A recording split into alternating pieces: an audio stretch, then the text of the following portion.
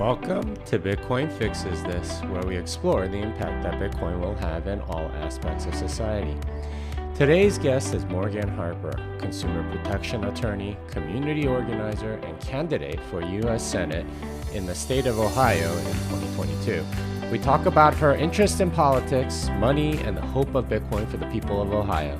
We also talk about what being a candidate is like in this day and age. Morgan Harper, how's everything going? It's going well. I can't complain. February 1st, Black History Month. It's all happening. Indeed it is Black History Month. I completely forgot about that until you just mentioned it right now. I'm here to remind you, Jimmy. Awesome. You are.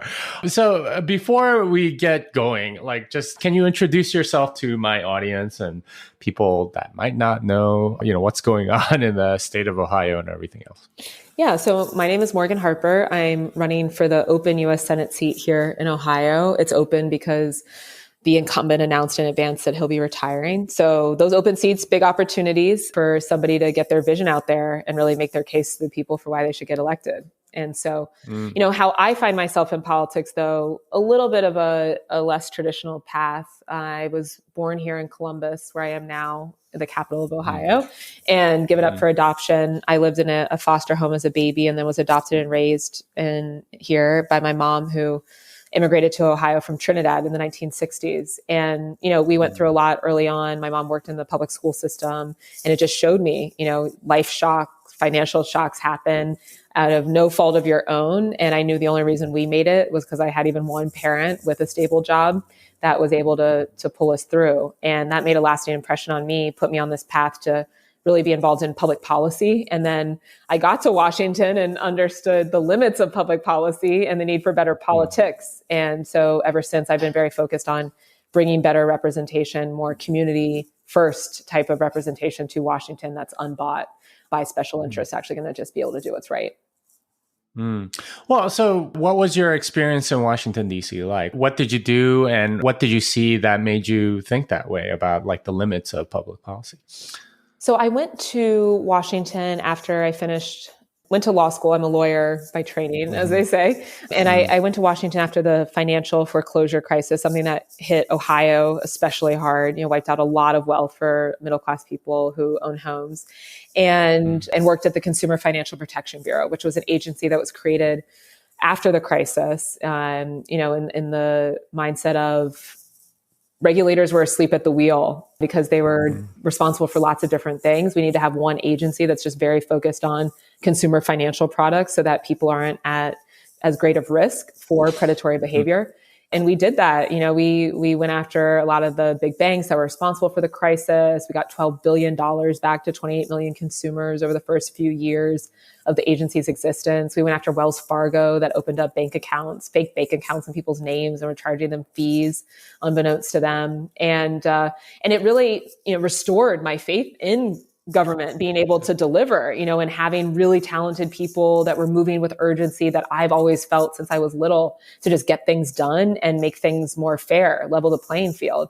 But I also witnessed that, on the Hill in Congress, we have a lot of people that instead of being on our side of trying to accomplish as much as possible, we're more about stalling.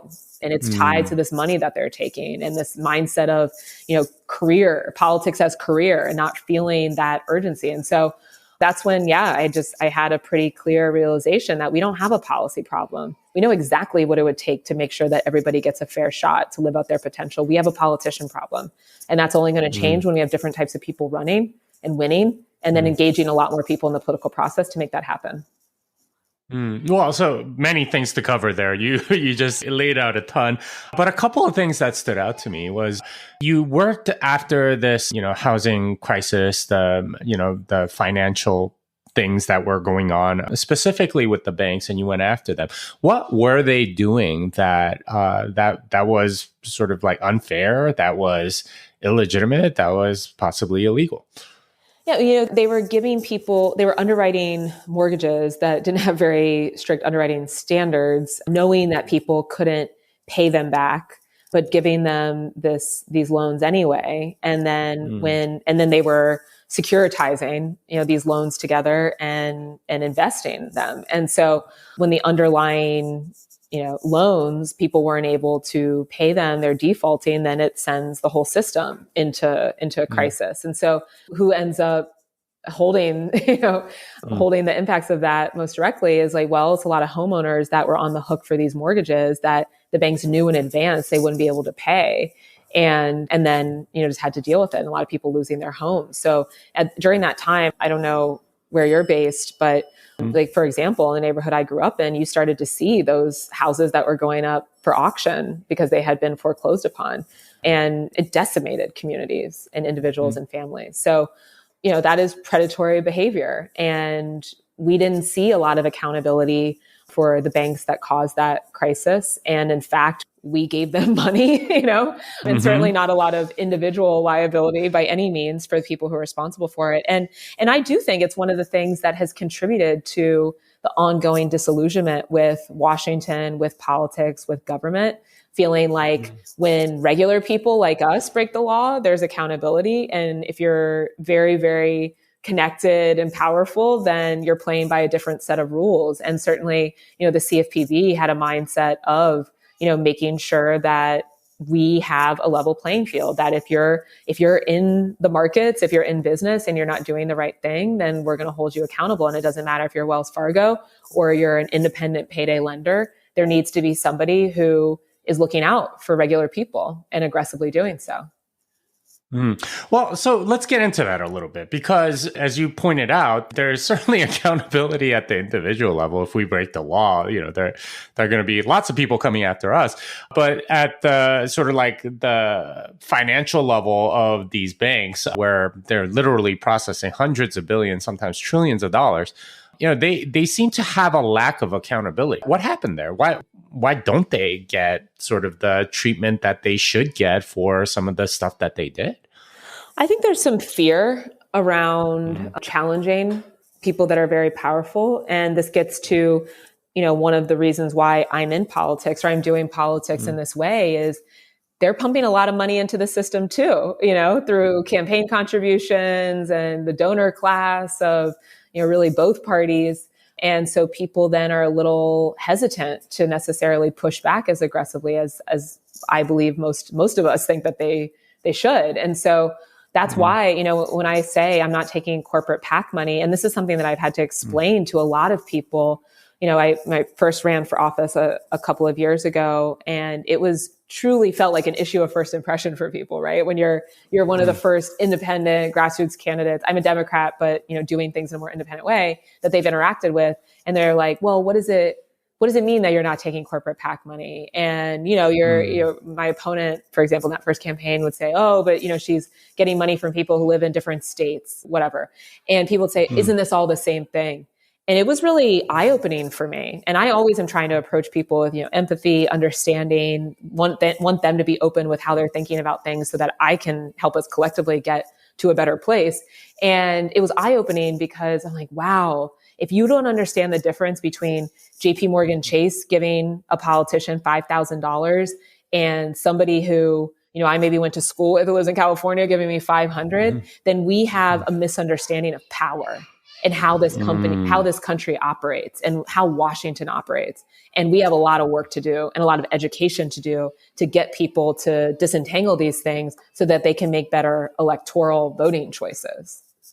Indeed. And this harkens back to something that you said earlier, which is that for a lot of people in Washington, there is sort of like this gravy train of money that they use to sort of make a career out of. Can you explain that aspect a little more, specifically with regard to the incentives that they have, with regard to the money that they're receiving from these giant corporations and lobbying groups and so on? Yeah, right now we have a system that, for example, okay, this is something I get a lot. To break it down for you, I have in this campaign, just like I did in my prior campaign, I'm self-imposing term limits. So I win, I'm making a commitment to the people of Ohio that I will only serve 2 terms United States Senate, 12 years, each term 6 years. And some people will come back to me and say, oh, but, what if you're doing a really good job? Or, don't you have to have seniority to get on these committees? And then we're going to be in, less advantageous position if you're opting out early. And we need to recognize that none of this is set in stone, right? The seniority is a system that rewards playing the game and trading favors. And then, yes, you get the crown jewel of being the chairperson of a committee. But what are the outcomes from your leadership, or what have been the results for people? That's how we should be measuring success, not if you continue to move up the gravy train. And so, system of seniority, taking money from different players, lobbyists, the corporate PAC money. This is the way that things have been done. And it is something that favors the status quo. That's about keeping things as they are. Yes, if we make changes, they're more or less at the margin. And then everyone just kind of gets to keep, eating at the trough of Washington. And where I'm coming from is a little bit more of a disruptive place, but not just disruption for the sake of it, but disruption to actually make this place work. So you go in with a 12-year mindset.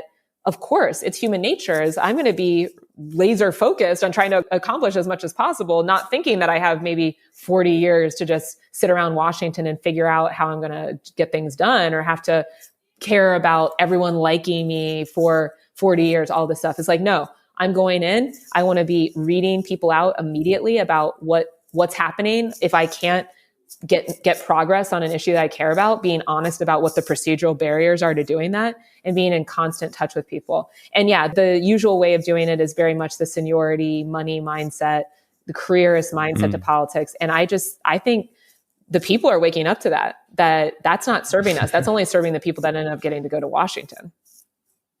Yeah, and that's something that's been in there for quite a while. I think you made such a great argument for having some sort of term limit so that these politicians don't just continue to trade favors and give up something now so they can have a better position later, instead of doing the will of the people.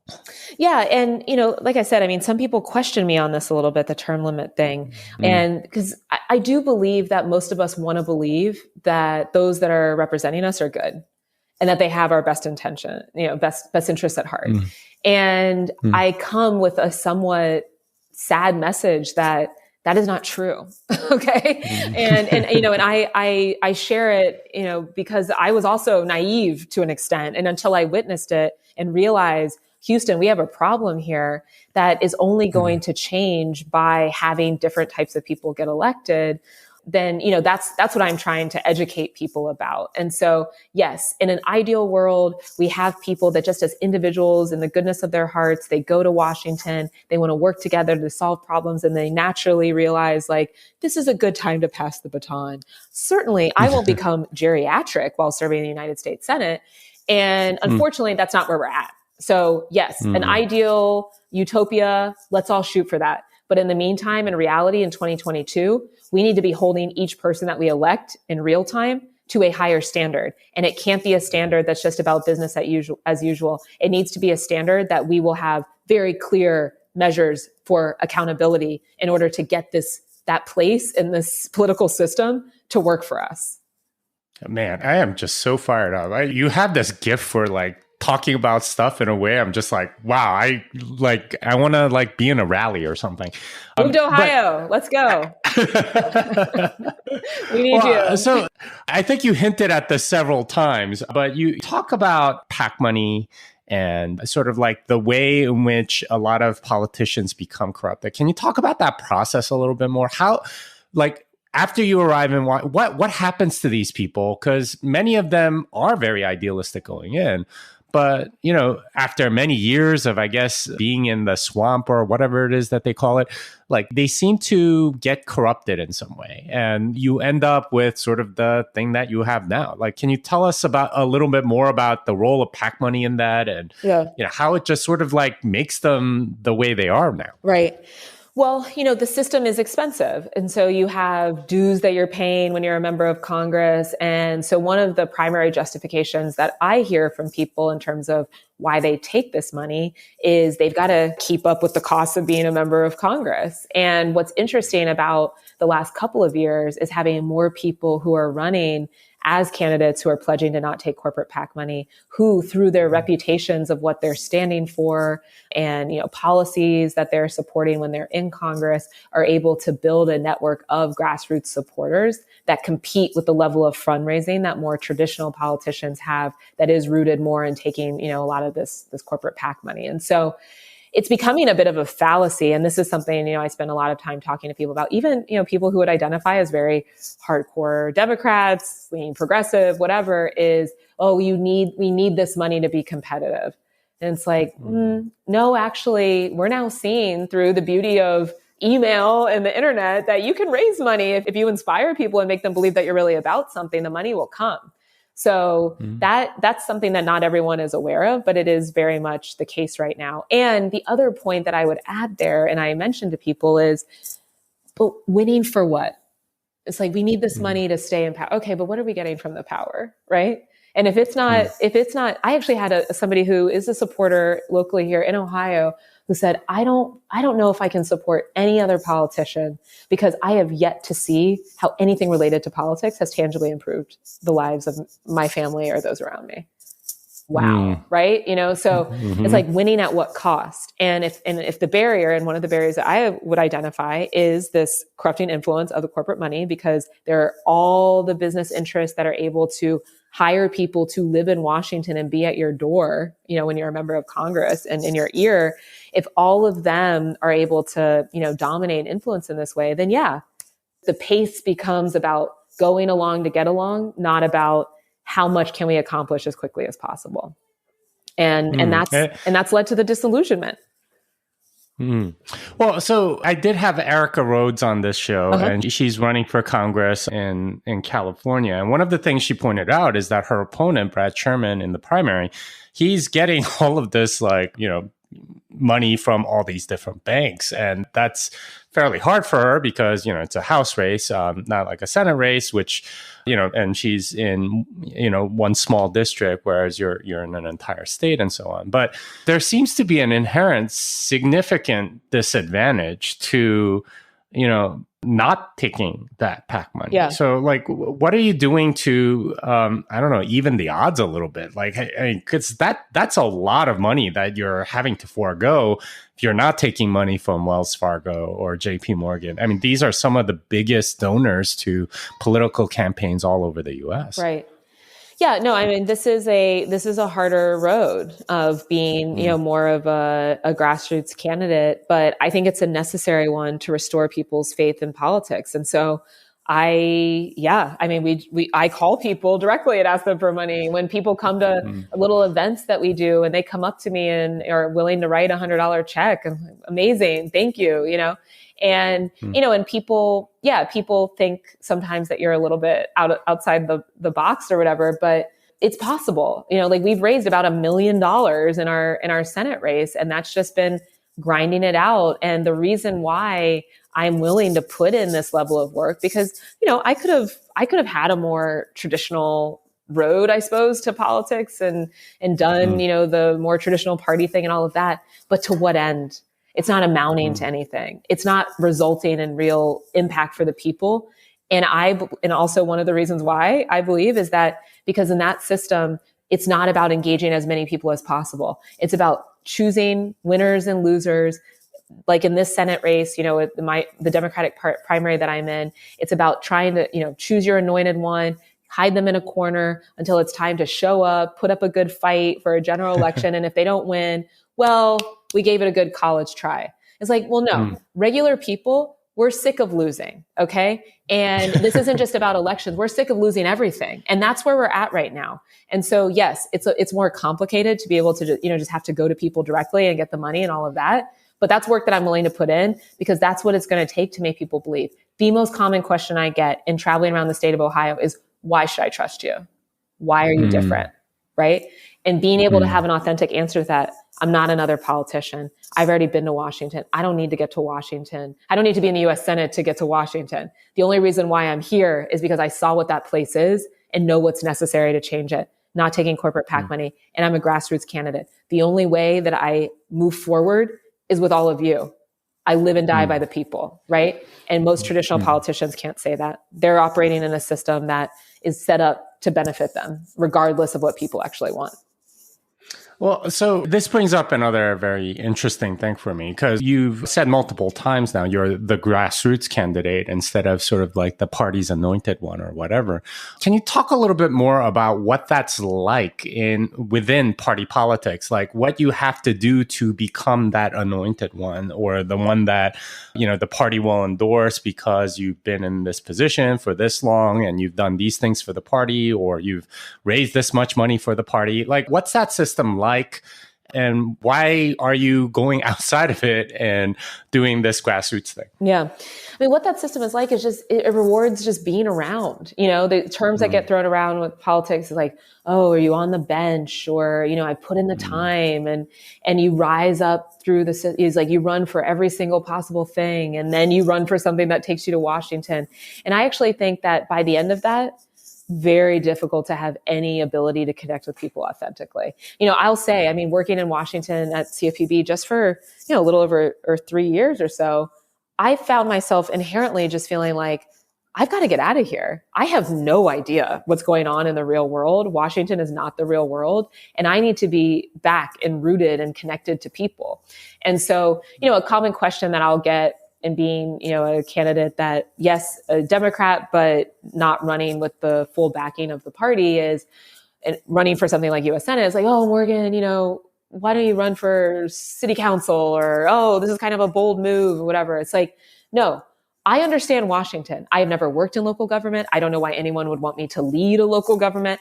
I've worked in Washington. I understand federal policy. Why don't we start electing people that understand what those positions will be, so that when they get in them, they will be able to hit the ground running and actually accomplish something, not just check the boxes that keep people in the party happy. That's how we got into this mess. And so I really challenge people to reevaluate, what we consider to be relevant experience for some of these political roles that changes once you start viewing them as not lifetime appointments, but actually places where you're just trying to get things done. Like a job that all of us have to have and have some accountability and outcomes in any period of time that we're working them.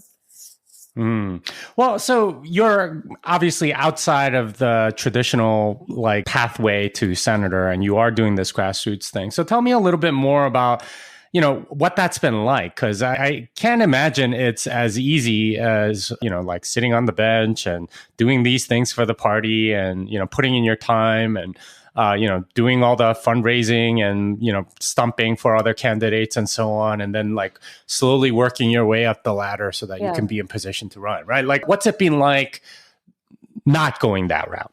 Well, in many ways, yes, it's a harder route, but in many ways it's magical, because I love people, and I love connecting with people and having them recognize the power that we each have to be able to unite collectively, get things done, and just work for each other. Right. And so, just a little more detail of what it's been like for me. And as I mentioned, my first run for Congress in 2019, it really looked like me with, my fiance, some supporters at our kitchen table. And we're like, we're going to do this thing. We're going to run for Congress because we need to have better representation, and we're just going to build it from scratch. And then I showed up at a what you call not a memorial, but sort of like a statue in Columbus here, and just gave a speech. We invited media. I was like, my name's Morgan Harper, and I'm running for U.S. Congress. And there was a reaction from people on the internet. A former state party chair was like, this chick's going nowhere. She's going to get 1% of the vote. No one will care about this because who is she? She's a nobody.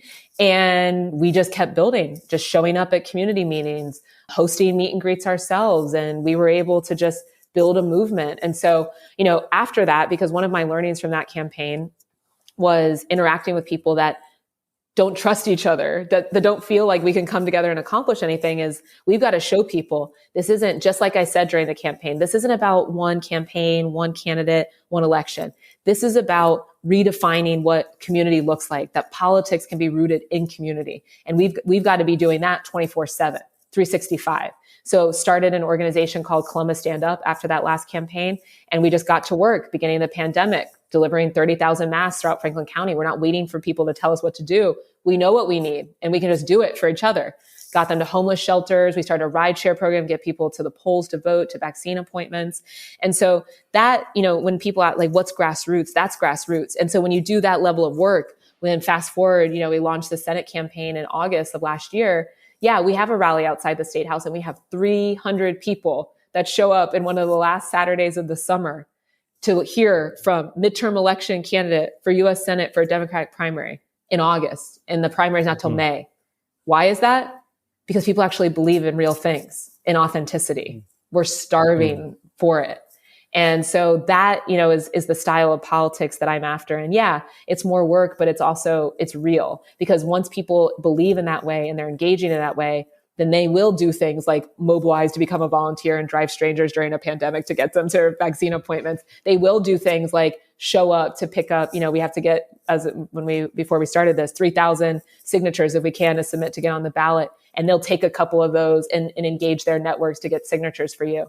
This isn't about an individual. This is about our community. And community can be defined as an entire state of Ohio, in my perspective, and by extension, our country. When we start having leaders that have that mindset of mobilizing us, engaging in us, and believing in us, and then creating vehicles for us to come together to do big things. Well, so that's all so wonderful that you're able to sort of like go around this sort of like the party machinery basically and do your own thing. But, we were talking, earlier before we started recording and, there are certain barriers, aren't there, about to get on the ballot and so on. What's that been like? Yeah. The biggest barrier really is, well, one, money, so yes, it's always nice when you have more money.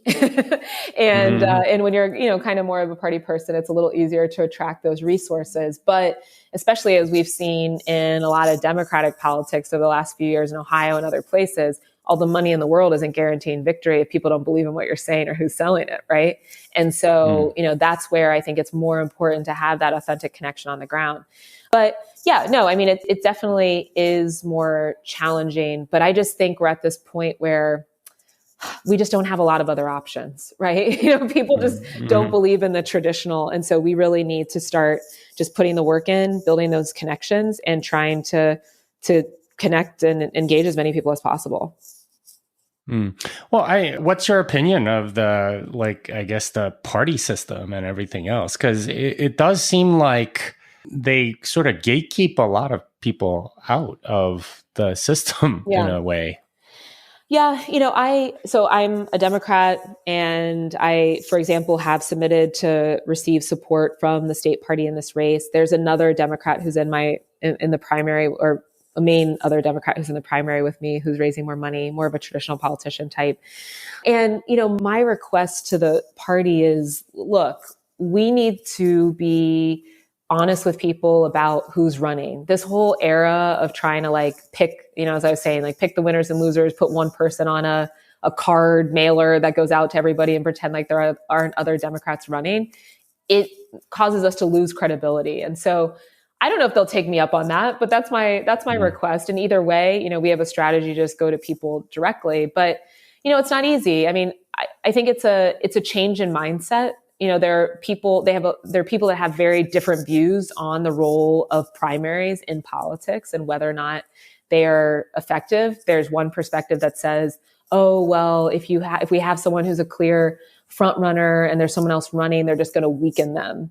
And that might, create an advantage for the person from the other party in the general election. And my view is, if there are weaknesses, we should know about them as soon as possible, right? And if you're capable of being that weakened in a primary, then you shouldn't be the Democratic nominee. And that is why I'm running for this seat. Is I believe that I am the best person to be able to win in the general. If I didn't think that, I wouldn't be running based on, the dynamics of what's going on in Ohio politics. And so I'm making my case, and it's my right to do so in the primary, and then let the voters decide. And then we'll see where we're at. And, and that to me isn't a perspective that is anti-party or anything like that, but it is pro-winning and pro-people, because I have a vision for wanting to be in the seat to be able to implement the type of change that I think will allow for the vision I have of what we're all shooting for, which is everybody gets a fair shot. opportunity guarantee, just like I am so grateful that I got, as a young person. The optimism that you have is just so clear and bright to me. And it's honestly very it makes me want to go vote for you, right? But Ohio, have I already said that? Yes, you have. Unfortunately, I'm in Texas, so that's not going to happen. But you did talk about power, and that's something that I think we need more frank conversations about. What is power like in Washington, and what's the deal there? And how is it that it seems to be concentrated so much in the hands of the JP Morgans of the world, the Goldman Sachs of the world? I mean, just looking up in that, it doesn't matter if it's Republican or Democrat. You look at, people in government, and it's almost always people from large banks. What's up with this? Yeah. I mean, we have lived through this past 40-year period or so where, we opened the floodgates from a campaign finance perspective. So we allowed our politicians to be bribed, through different campaign contributions by very large corporations for the most part. And it tracks pretty closely with the economic policy that we've been implementing that has allowed those same corporations to dominate every market sector of the economy, to the detriment of small, mid-sized businesses, workers. And so to me, it's no accident where we find ourselves, which is in a pretty dire spot where people no longer believe in Washington because Washington is no longer about the people for the most part, right? And the challenge we have is just making folks aware of that. It's something that I believe a lot of people on the far right have taken advantage of. That level of distrust in government it's cynical because people who support them are responsible in large part for ushering us to this place.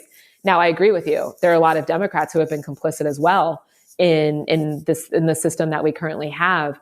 It is a politician problem, as I said, people from both parties. But let's be real. A lot of the faux populism that is coming from certain political characters right now is just that. It's nonsense, and these are not people that have any interest in really changing anything. They're funded by the same special interests that are responsible for getting us to this place.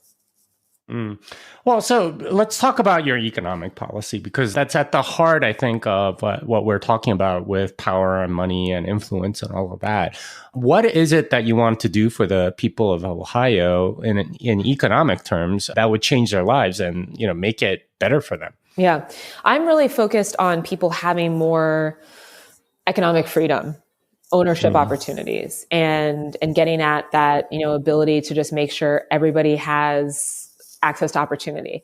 And of course, maybe you take that opportunity and you just throw it out the window and don't want anything to do with it. That's a possibility. But at a minimum, that regardless of who you are, where you're born, whether your parents have money, you get that shot.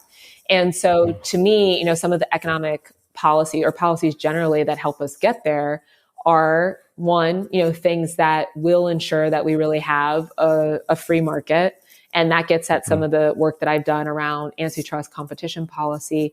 Right now, we don't entirely have that when we have so much concentrated power among a few very large corporations in each sector of the economy. It's very difficult, as a smaller business owner to be able to compete against a giant. And we're seeing the impacts of that everywhere, especially in a place like Ohio. But then also, that if you want to start your own business, that you have the freedom to do that. So that's one of the reasons why I support things like universal healthcare, so that we don't have a healthcare system that is just tied to your employer. We saw so many people, in Ohio, for example, during the pandemic, who lost their healthcare coverage because it's tied to employment situation. And we're actually all susceptible to those types of fluctuations in coverage that then make it much more difficult to take a risk and be an entrepreneur. But it's a lot easier if, you have an economic cushion that's maybe coming from generational wealth or whatever. So I think universal healthcare is another mechanism for leveling the playing field and giving people, more pathways to having more economic control over their lives. Well, so you talked a lot about, getting people to take risks and become entrepreneurs and so on, and, have a shot essentially at being able to create something great. What's preventing them from doing so now? What are the sort of barriers that are put up, and who's putting them up, and why aren't they doing all of that? Well, I think a lot of people are not feeling like they're able to take, these types of leads. So for example, if you have a kid, and, I'm thinking of a guy I met a couple of weekends ago on a barbershop tour who has a child who has autism and needs a lot of, special care for that reason. And he can't just decide he wants to quit his job tomorrow. He's responsible for that care. So, and in fact, the job that he has doesn't pay him enough to cover all of those expenses. So he works a second job cutting hair in order to do what he can to take care of his daughter. So, I mean, a lot of people are just on the edge like that, and especially in a place like Ohio, where we've seen things like our manufacturing sector get completely hollowed out. A lot of the typical middle-class jobs have been replaced with retail jobs that are a lot less stable, lucrative, predictable, to be able to then, have even a sense of what your schedule is going to be week to week, to then think about if you're going to, business plan, and take the risk of entrepreneurship. But then, I see a lot of people that are taking the leap, but because of some of these larger market dynamics, like take, for example, you want to start your own grocery store. Well, that's going to be really difficult to compete in owning as an independent grocer at this point, given just how much the giants in that sector dominate. So that, those are a little bit of the example. But then, even the case of someone who maybe doesn't want to directly be an entrepreneur, a worker, just being able to have more say over the terms of your employment, not just, wages, but also schedule and all of that. I mean, that's one of the reasons why I do support unions and things like the PRO Act, which is a national piece of legislation to be able to strengthen unions within, within the private sector, which is also at a low point right now. Well, so all of that is sort of like a setup to the thing that I wanted to talk to you about, because of course this show is Bitcoin Fixes This. So what's your interest in Bitcoin, and how'd you get into it? And what's your angle on Bitcoin and how it can help you achieve the goals that you have for the people of Ohio? Mm-hmm. Well, I first heard about it when I was at the Consumer Financial Protection Bureau a few years ago. And we had an innovation team that was talking to a lot of people who were excited about it. And they would come back from these trips and share what they were learning. So it wasn't directly in my portfolio by any means, but that was the first time I just heard anything about it. And it seemed like, this is like this niche thing that's developing. Who knows where that's going. But then, fast forward to since I launched the Senate race, and then I had a lot of people that were just talking to me like, are you like following what's going on, with Bitcoin and different, cryptocurrency and blockchain and all of this. And I was like, this is interesting, because, I hadn't really thought much about it, to be honest, since the time I was at the CFPB, but there was a lot of interest. And then, I had people who were small business owners who were talking to me about it, people who had supported the campaign and were saying, some of that was related to some of the investments that they had done in Bitcoin. And then also just hearing from people, reaching out to me that this was something that was giving them, like a new level of a little bit of a financial cushion and freedom there. So whenever anybody, especially people I'm trying to represent, are talking to me about something, I'm like, okay, I feel an obligation to be able to, be open, learn more, what's going on here. This is interesting. And so what I find interesting about it is, its connection to my overall mission, which really is getting back to the PowerPoint of, decentralizing power. And, to the extent that this is one way for people to be able to have more access to financial, opportunities that people who haven't necessarily felt that they're getting such opportunity from the existing financial system. That's intriguing to me. And, of course, like we have to, especially being someone who's coming from a consumer protection background, we have to be conscious of the risks and mitigate them and all of that. But, just from a baseline perspective as a leader or someone who aspires to more formally represent people, I want to be, responsive to what people are bringing up to me. And this seems like one area that folks are pretty excited about. Yeah, and there's certainly a lot of that. I don't know if you've gone on Clubhouse and listened to some of the people, that the difference it's making in their lives and so on. But a lot of what you talked about with regard to entrepreneurship, for example, a lot of people are feeling empowered to save. And once you save, you can actually save to go start a business of your own and be your own boss and, create goods and services for the market and, have this economic dynamism that really isn't there when money is, I guess, more controlled by, these predatory loans from these big banks or, sort of the financial oppression that I think a lot of people are under. What are your thoughts in regard to Bitcoin's ability to free a lot of people from sort of this, this hegemony of banks and large corporations over our lives, basically? Well, that's what I'm talking to a lot of people about. And to the extent that that is happening, then that's good. I don't like concentrated power in any way. And I do think that we have been living, under a bit of, you're calling it hegemony or oligarchy. It doesn't feel like we all get to be free in the same way. Right. Especially when we're talking about financial freedom. And so, to the extent that this is offering people that, then that's something that we need to be exploring. And, I'll be upfront, there's some people that don't necessarily believe that that's what this is, that they feel like it's replicating a lot of the existing barriers to access in the traditional financial system. So I'm talking to a lot of people and wanting to get, a lot of different perspectives, but yes, to the extent that this is a way to provide people with that cushion, especially people who haven't been able to get it before, then that's exciting. So, I want to hear more about that, because that's my overall vision. Places like Ohio, there aren't a lot of people here who get to go to Silicon Valley or, have any touch points with the technology industry that have, or, other industries that have been able to generate a lot of capital in this way. That there are a lot of people here whose lives are very much dictated by traditional power structures. And I think especially post-pandemic, people are over it, and really want to feel like they like what they're doing and they have control over their lives and are able to, prioritize time spent on the things that they want to be doing. Yeah. And there's a company right in your own city that's working towards that. It's called River Financial, and they are a Bitcoin exchange, basically. And you can go buy Bitcoin from them. And they are certainly creating jobs in Columbus, I believe. And I think that's where they're based.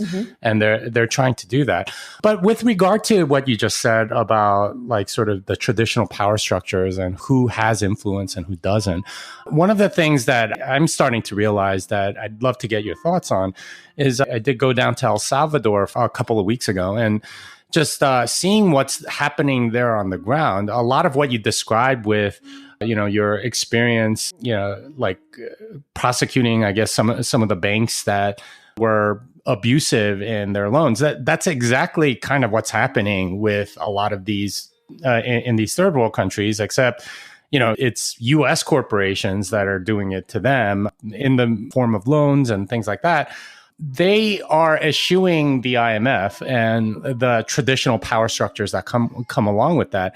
And it seems to have freed an entrepreneurial energy in that place that pretty much everyone there told me about. A lot of people that have been there like 20 years were saying, you know what, like it's never been like this. And we're getting businesses started. We're getting all of these people coming back where, a lot of people are interested in real estate here and trying to build things instead of sort of like being held hostage to, these people that hold the debt. And that seems to me something that's very, that's endemic to this power. And, I'm wondering what you think about sort of using Bitcoin as like sort of a way to free yourself from the influence of these giant corporations, these giant banks, from this money that's really infecting politics. Yeah, again, it's intriguing to me. I'm not deeply familiar with what's going on in El Salvador. That sounds interesting, what you were hearing there. But I'm all about, trying to increase pathways for entrepreneurship. We're at one of our lowest points of innovation as a country. And a lot of people don't talk about that because, we hear the success stories now and then and the unicorn, and occasionally people are showing up and IPOing all this stuff. But really, we actually are not seeing much innovation at all. And it's a lot of the pile-on type of technologies. And so, being able to inject more entrepreneurial spirit into our country and that different types of people can have access to that. Yeah, I'm all about that. That I believe is one manifestation of what we stand for as a country and the American dream. And indeed, that's something definitely across that Rust Belt, Michigan, Ohio, Pennsylvania, Indiana, that, a lot of people have been leaving. There's like a depopulation problem. Yeah. And is part of your campaign trying to, revive that sort of, the spirit that made that region great, through a lot of hard work, a lot of people with good middle-class jobs. A lot of those have frankly left, gone to China in many ways. How do you bring some of that back and make it so that, creating businesses and, creating manufacturing and bringing middle-class jobs back is something that happens there? Yeah. Yeah, that's a big focus. I mean, a real wake-up call for us here in Ohio is our death rates exceeded birth rates last year. And of course, some of that has to do with COVID, but COVID was everywhere and not every state is reporting a stat like that. And, we've had a really hard time with the opioid epidemic, with the follow-on fentanyl epidemic, problems related to the crack and cocaine epidemic from the 1990s that have never really been resolved. And so we've had a lot of loss, I would say, as a state in addition, literally, but, in addition, things like the manufacturing sector, like you're referencing. And so, I do think that that's one of the reasons why we need to be creative and exploring different products and different technologies that have the ability for people, no matter where they are, to engage and build. And that's something that's cool and has potential around, blockchain technology.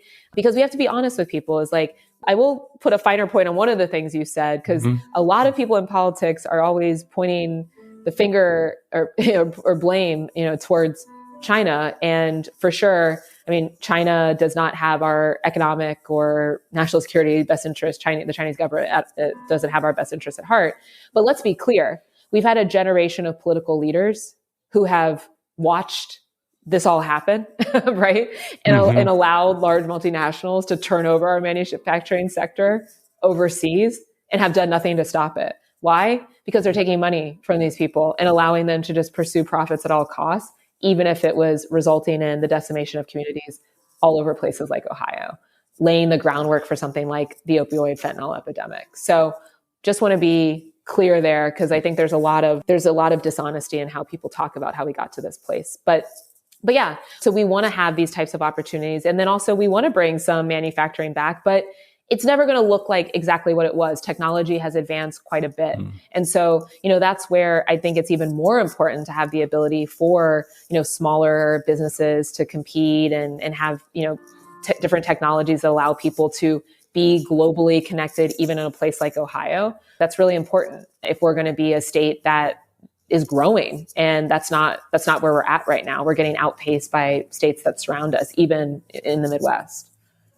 Oh, well, so how do you bring, I guess, Ohio into this club of, innovating states and things like that? What do you think is needed for the people of Ohio to sort of properly set the incentives so that, you have a thriving community of entrepreneurs? Yeah. Well, some of the structural things that I've talked about related to antitrust competition policy, I think that will help to make the market more open so that even, in places like Ohio, if you start a business, you're going to be able to compete. But then also some of that is leadership. I mean, we did see that, probably are not watching economic announcements as closely as I am in Ohio, but there was a pretty big one here, that Intel was announcing that they're going to be opening up a semiconductor chip manufacturing plant here in central Ohio, which is where I'm based, and huge investment there to be creating semiconductor chips, which is one of the issues connected to the supply chain, and that we have turned over production of these chips to Asia for the most part, and it's left us in a more vulnerable position economically as a country. And so that's a huge announcement. I mean, it's billions of dollars, thousands of jobs. Now, that's not necessarily getting at, some of the corporate concentration issues that I'm talking about, but, a big economic win, for our region. And so, I think having leaders that are going to be able to negotiate these deals, make sure there's accountability in whatever incentives are being offered to have companies come. But a lot of this is also, though, companies that are putting states against each other to try to win the deal. And so it's not always a long-term strategy. And this plant, for example, great for Central Ohio, but actually Central Ohio is the economic jewel of our state. So how we're going to make sure that we're getting, opportunities to places that maybe have been hit more hard economically over the last 40 years. I think that that's possible, but it does, connect to having leadership that's going to be calling out what, is maybe not necessarily the impacts that we're looking for.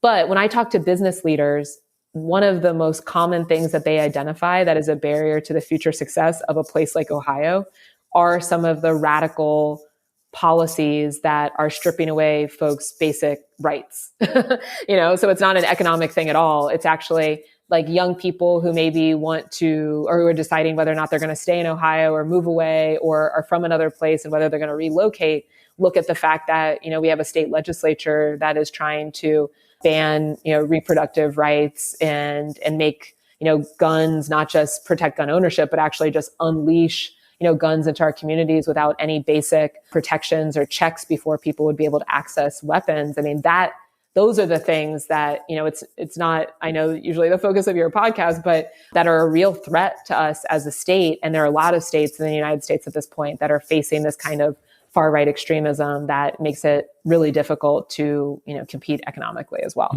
I like what you said about like the rural communities, because you're right. Like what tends to happen is that companies, if they are relocating anywhere, they want to go where there's talent. And usually that's going to be, the crown jewels, right? Like the cities where everybody else already is. And it's not necessarily bringing jobs to the people that are in the decimated places. What are your thoughts on Bitcoin mining as sort of like a way to bring jobs to those places? Because, we're finding here in Texas that the places that the miners tend to go, the Bitcoin mining facilities tend to be exactly those communities that have been decimated, because there's cheap electricity usually in these places, or these towns that used to have big factories or something like that. And that's exactly where they want to be. Also, labor is cheaper and, you need construction and things like that. What are your thoughts on Bitcoin mining's ability to help some of these, poor communities that have been devastated by, say, a single company leaving or something like that, and making that something that you incentivize through legislation possibly? Mm-hmm. Yeah, I've been reading about some of and I think it's New York State is considering whether or not to have some of the mining take place there. I hadn't heard about the ones in Texas. About how many people get employed in each of the mining facilities? At least hundreds. You have to have the construction jobs. Usually there's you have to hook up all of the miners into the power grid, and usually there's like some substations that need building out. But if you already had a factory town there or something like that, those substations tend to be there already.